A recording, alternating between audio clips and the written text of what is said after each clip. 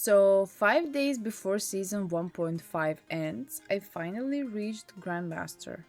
After multiple Diamond 1 to Diamond 3 back and forths, I finally managed to reach greatness. How did I do it? First, a bit of a background of what games I played.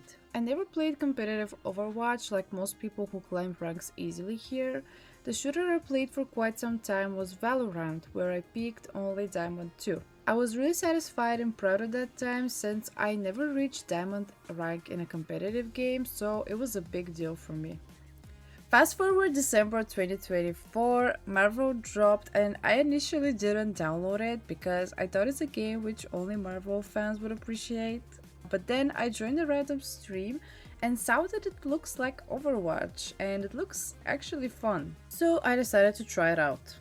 I picked up the girliest characters I could see and the ones that looked easiest slow because I have feeling that I first want to learn how the game works by playing different maps versus different characters, seeing their ults in action and learning to play a specific character versus them. That's why in the beginning I mainly played Luna and Scarlet Witch. Those were the most fun and easy for me. I impatiently waited to reach level 10 or whatever it was the level that allowed you to play competitive because quick play just wasn't giving me enough dopamine when I win. I never really liked playing normals in any game, I just wanna jump into the competitive mode as soon as possible. That's what I did and I was stuck bronze for some time and I was wondering why my quick plays were so enjoyable and winnable and suddenly I start playing competitive and no one knows how their champion works, no one knows how to play the game and I'm suddenly on this 10 game low streak. Mind you, I'm mainly playing Luna Snow at this point, so a strategist, and you can't really provide much help to your team in bronze. Like you can control if your DPS will benefit from your heals and sustain. I was really tilted because I was not making any progress. I was going from bronze 3 to 1 to 2 to 3 again and it was painful. That's when one day I decided to make a difference. I tried out Penny Parker and it totally changed my gameplay.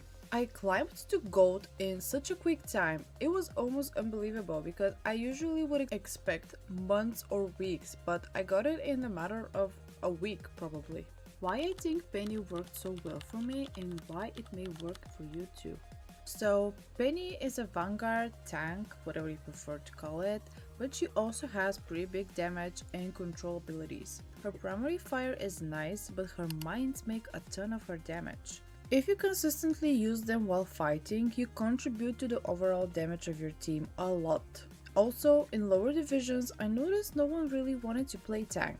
From my experience, even strategists were more preferred, after DPS of course. So I had the times where I'm the only tank, which I definitely hate when I play Penny, but we managed to win. Her right click or her cyberweb snare can literally be a game changer. If you learn to track important ults and abilities, you can contribute to your team so much with just one net. Be it a strange ult, spider ult, or another penny ult, simply snaring someone who went too deep, your team can easily follow up and get them while they're immobile. After reaching gold, my other main picks remained being Luna Snow and Scarlet Witch, when I had to play Strategist or DPS. I played a bit Psylocke too, but not a lot because I didn't practice her that much and in my opinion you also need to get used to her playstyle in order to feel comfortable and competitive and actually be useful. Nevertheless, I think she is a great pick for a DPS carry. These are my stats in Season 0 where I just reached Gold 2. Then, the official Season 1 dropped. Fantastic 4 were out and I was desperate to try new strategies, so I really wanted to try Invisible Woman. First few games I played felt quite weird because I felt that Luna's heals were easier to land, like it felt you had a bigger hitbox for your allies, while with Invisible Woman you had to be more accurate and faster. I felt her heals were slower and therefore it was harder for me to be useful with her. However, with enough time spamming her, I got the hang of her playstyle and started being more impactful. I had more fun playing with her rather than Luna because you don't just heal, you can also utilize your other abilities for more offense. I don't know what she did, but she helped me climb to Diamond 2, right before Season 1.5 dropped. In 1.5 there wasn't a reset, so I continued my climb right from Diamond 2. There were multiple back and forths from Diamond 1 to Diamond 2, 3, 2, 1, 3 again. I even had the game deleted twice and took 2-week-long breaks twice just because I was getting so tilted and felt as if with negativity I won't climb any further. I always prefer to take little breaks for myself and my mind if games start to impact my real life and anger as well, so I believe it was for the better. I believe those sort of mental resets are very helpful. After my second break, I started playing more consistently again around mid-March. I was still bouncing around the diamond ranks, but I stopped obsessing over that. Instead, I started focusing only on the match I was in. What can I do right now to help my team and win this game? This mindset shift changed everything. I started focusing on not getting tilted after a loss, not blaming my teammates, and instead just asking myself, what could I have done better? Many people would say that you can't carry with strategies, but I personally think a good strategist can really boost your team's chance of winning. There's a huge difference between someone who plays out a role and understands what they're doing and just a person who feels because, well, he has to. I'm not a professional player or a celestial eternity one above all rank, but I'm someone who never thought could reach more than platinum or mostly diamond in a game. I thought that was something way out of my reach, so I'll share some of my main things I tried to improve on while climbing on this game.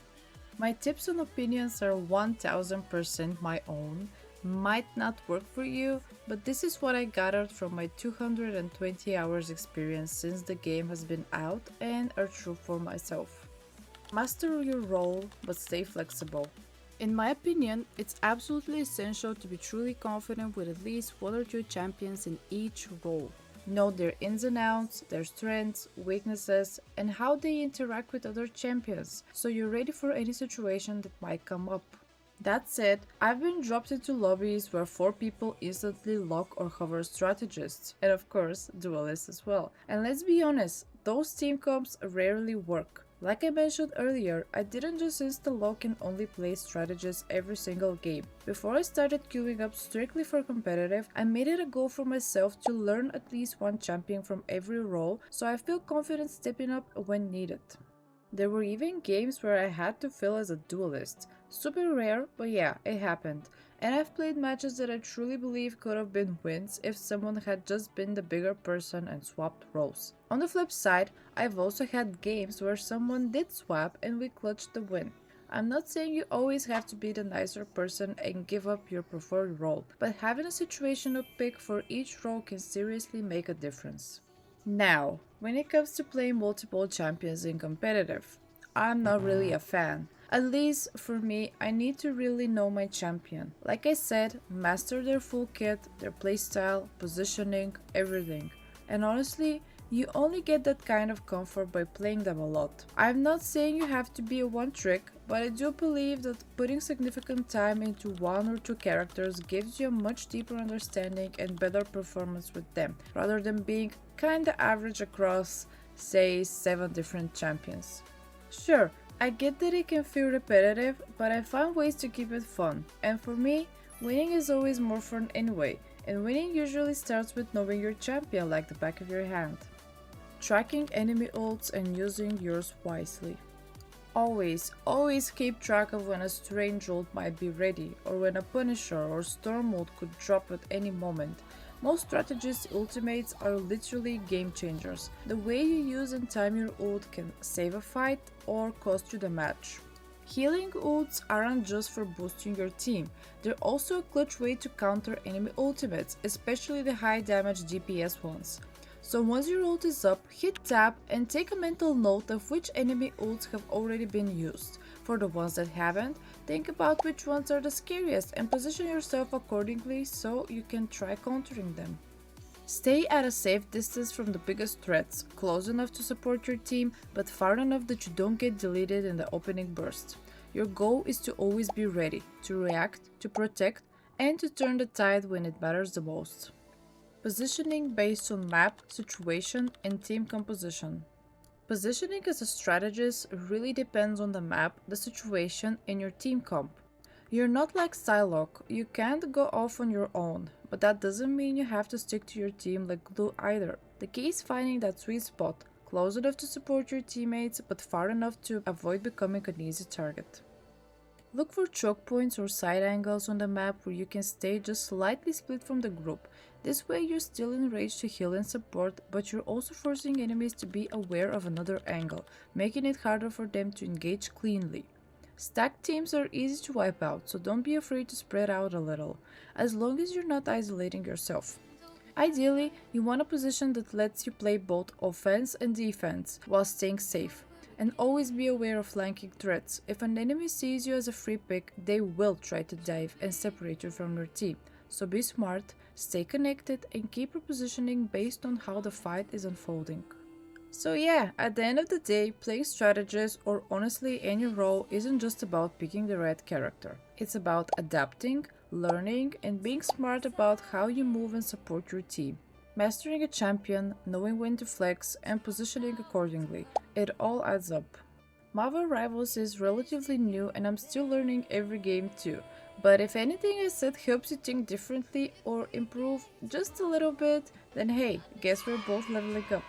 By the time I write and record this, the new season has already been live for over a week, so I'm yet again to climb, and this time I want to reach more than just GrandMaster, but we'll see. I have plans for some other videos as well, since I really have fun playing this game and making some content.